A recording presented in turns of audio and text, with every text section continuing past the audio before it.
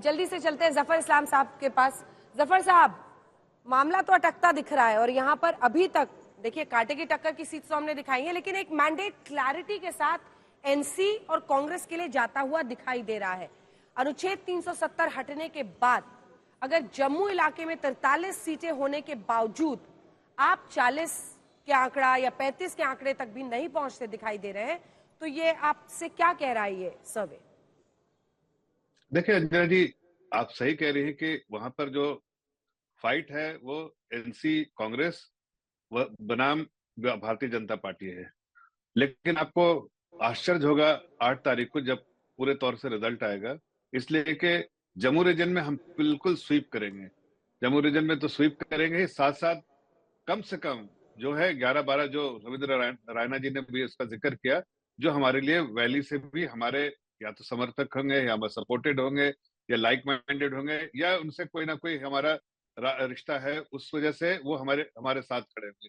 Minimum जो हमें अनुमान है, जो हम लोगों का अनुमान है कि 47 सीट तो हमारी होगी जो, और हम सरकार बनाने में की स्थिति में रहेंगे। ज्यादा भी हो सकता है लेकिन 47 से कम नहीं होगा। वो 47 उसका जो ब्रेकअप है वो जो हमारे भारतीय जनता पार्टी प्लस जो है हमारे लाइक माइंडेड और सपोर्टेड जो कैंडिडेट है, जिसकी हमें सूची है और हमको लगता है कि उसमें से मिनिमम वैली से 12 लोग हमारे साथ होंगे। तो अभी 12 लोग। ठीक है, इंटरेस्टिंग है ये। अब हमारे साथ यशवंत देशमुख जी जुड़ गए हैं, तो मुझे लगता है कि एक बार, क्योंकि कुछ ही देर में अब हरियाणा के नंबर्स आपके सामने हम रखने वाले हैं, तो बने रहिए हमारे साथ। वोट परसेंटेज हरियाणा का, सीट्स हरियाणा का, किसकी बन रही है सरकार। देखिए 2 बार का मैंडेट हरियाणा में हुड्डा साहब को दिया था, पहले हरियाणा की जनता ने, फिर बीजेपी को दिया, 2 बार बीजेपी को दिया। तीसरी बार क्या बाजी पलटेगी या बड़ी कामयाबी बीजेपी को मिलेगी, इन सब पर चर्चा करेंगे। हरियाणा के नंबर्स अब से कुछ ही देर में हम दिखाने वाले हैं, लेकिन उससे पहले ओवरऑल टेक, ये सी वोटर का सर्वे जम्मू कश्मीर पे क्या कह रहा है, और ये जो कांटे की टक्कर वाली सीटें आप दिखा रहे हैं यशवंत जी, वो क्या डिसाइसिव हो सकती है? देखिए, डिसाइसिव तो बिल्कुल हो सकती हैं, क्योंकि उससे एक बात तय होगी कि किसी को क्लियर कट मेजॉरिटी मिल रही कि नहीं मिल रही। एक बात तो ये, लेकिन एक जम्मू कश्मीर भारत का सबसे अलहदा, सबसे विशेष राज्य है, यह हमें मानना चाहिए। एक राज्य नहीं है, दरअसल ये 2 राज्य हैं, इसको ये भी मानना चाहिए। जो पॉलिटिकल पोलराइजेशन है अंजना, वो बहुत साफ दिखाई दे रहा है। नेशनल कॉन्फ्रेंस अगर वैली की सबसे बड़ी पार्टी बन रही है, तो बीजेपी जम्मू की सबसे बड़ी पार्टी बन रही है। अब इसमें दुर्भाग्य यह है कि सारे आकलन, सारी कवायद, अभी मैं जब इंडिया टुडे में उधर बैठा था तो भी इसी बात पे हो रहा था कि अगर 2 सीट 10 सीट कम पड़ गई तो पीडीपी आ जाएगी, राशिद साहब की पार्टी आ जाएगी, बाकी लोग आ जाएंगे, बीजेपी के साथ में कौन आएगा या नहीं आएगा। सवाल यहां पे यह है कि आप सरकार किसी राज्य की बना रहे हैं या केवल एक क्षेत्र की बना रहे हैं। दुर्भाग्य जम्मू कश्मीर का यह है कि जिस तरीके के मैंडेट्स में हमेशा ही आते रहेंगे, उसमें हमेशा ही एक क्षेत्र विशेष की ही सरकार बनेगी और दूसरे क्षेत्र विशेष को उस सरकार में किसी भी तरीके की का अवसर नहीं मिलेगा। ऐसे में कहीं ना कहीं किसी समय पे जाकर जिस एक्सपेरिमेंट को बहुत ज्यादा कोसा गया, जिस एक्सपेरिमेंट के चलते पीडीपी ध्वस्त हो गई आज जब वैली में, लेकिन कहीं ना कहीं डेमोक्रेसी को, लोकतंत्र को इतना परिपक्व होना पड़ेगा कि 2 ध्रुव पे खड़ी हुए लोगों को, जिनको जम्मू में और वैली में दोनों में जनादेश मिल रहा है, उन्हें साथ में आना ही पड़ेगा अगर जम्मू कश्मीर को अच्छी सरकार, अच्छा शासन, अच्छा गवर्नेंस मिलना है। मतलब आप कह रहे हैं घोड़ा घास से दोस्ती करे। अब घोड़ा घास से दोस्ती करी थी ना 14 में, महबूबा जी अभी तक ऊपर नहीं पाई है। यही मैं कह रहा हूँ कि जिसने दोस्ती की वो हार रहा है बुरी तरह से।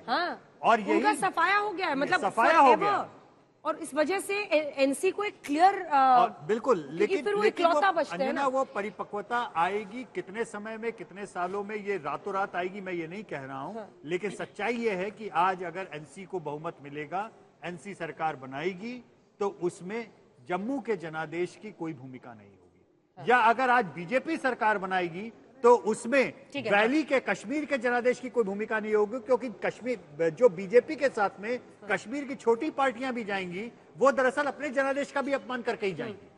उनको बीजेपी के खिलाफ ही जनादेश वैली में मिल रहा है। यही, इसी में एक सेकंड बस एक सवाल है इनसे। ये जो इंजीनियर राशिद की पार्टी है, आवामी इत्तेहाद पार्टी, इन्होंने लगभग 34 कैंडिडेट उतारे थे।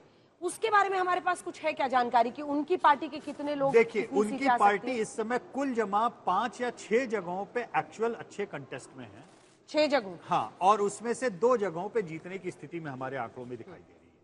दूसरे शब्दों में बोले अंजना, तो जितनी भी छोटी पार्टियां और इंडिपेंडेंट जिनके बारे में बहुत चर्चा हो रही थी, समहाउ उनके बारे में एक नैरेटिव वैली में अच्छा खासा चला कि ये बीजेपी की पार्टियां हैं और इस नाते उनको उस तरीके की सफलता मिलती हुई क्या नहीं दिख अवामी रही है। इत्तेहाद पार्टी को भी इसी का खामियाजा भुगतना पड़ा? जिसे बिल्कुल। आप नैरेटिव कह रहे हैं उसे कई लोग कह रहे हैं कि नहीं, बीजेपी ने समर्थन दिया है इन पार्टियों को। जी, अभी बिल्कुल। यहीं और- पर इसी पर आशुतोष जी और रागी जी के बीच में थोड़ा सा ठन नहीं, गई। ये बात नैरेटिव में कम से कम कश्मीर की जनता, वैली की जनता के बीच में बहुत ज्यादा फैली हुई है कि ये सारी बीजेपी की प्रॉप की हुई, लेकिन बावजूद इसके अवामी इत्तेहाद पार्टी के इंजीनियर राशिद को लोग खूब सुन रहे थे, जिन्होंने 2 लाख के मार्जिन से बारामूला में उमर अब्दुल्ला को लोकसभा में हराया।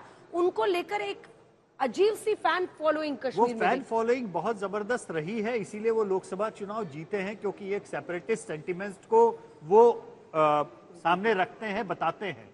लेकिन उनका जेल से छूटना, उसको कांग्रेस नेशनल कॉन्फ्रेंस ने ऐसे प्रचार में किया कि बिना बीजेपी के साथ में मिली भगत की ये जेल से बाहर आकर के प्रचार नहीं करते, और अगर आप एंटी बीजेपी वोट को डाइवर्ट होने देंगे या स्प्लिट होने देंगे तो इससे बीजेपी को फायदा बिल्कुल, इंडिपेंडेंस के होने से जाहिर तौर पर बीजेपी को फायदा होता है। Exactly. आशुतोष जी, आप इस पर रिमार्क नहीं, बोलना चाहते मैं हैं? यशवंत की इस बात से सहमत नहीं हूं जब वो कहते हैं कि किसी एक क्षेत्र की सरकार वहां पे होगी। अगर आप नेशनल कॉन्फ्रेंस और कांग्रेस का अगर आप वोट परसेंटेज देखें तो 38% जम्मू के इलाके में है।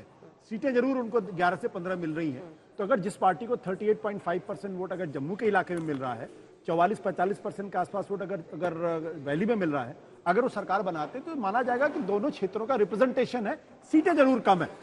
एक चीज की जो मुझे लगता है कि भारतीय जनता पार्टी की पॉलिटिक्स को जो खुद शायद वो लोग नहीं समझते हैं कि जब आप ओपनली कहने लगते हैं कि भाई हम इंडिपेंडेंट को सपोर्ट कर रहे हैं, कायदे से भारतीय जनता पार्टी को सारी की सारी 46 सीटों पर लड़ना चाहिए था, और पीछे से अगर वो सपोर्ट करते इंडिपेंडेंट्स को या जमात इस्लामी के कैंडिडेट्स को तो शायद ज्यादा फायदा होता उनको। आज की तारीख में जिस राशिद इंजीनियर की पॉलिटिक्स खड़ी हो रही थी, वो पॉलिटिक्स अब अगले चुनाव तक खत्म हो गई उनकी। एक तरीके से अगर आप आशुतोष, जम्मू के मैंडेट में केवल आपसे मुझे मतलब इसमें मतभेद नहीं है, केवल जो थोड़ा भिन्न मेरा टेक है वो ये कि 75 साल में सिवाय एक मौके पे जब कांग्रेस ने गुलाम नबी आजाद जी को मुख्यमंत्री बनाया, 75 साल में जम्मू का एक भी व्यक्ति अभी तक मुख्यमंत्री नहीं बना। और अगर मैं इसको सीधे सीधे कम्युनल एंगल की बात करूं, आज भी एक हिंदू जम्मू कश्मीर प्रांत का मुख्यमंत्री बनने का पॉलिटिकल इक्वेशन नहीं उठा सकता। ये वहां की राजनीतिक हकीकत है। चलिए, ठीक है। इसलिए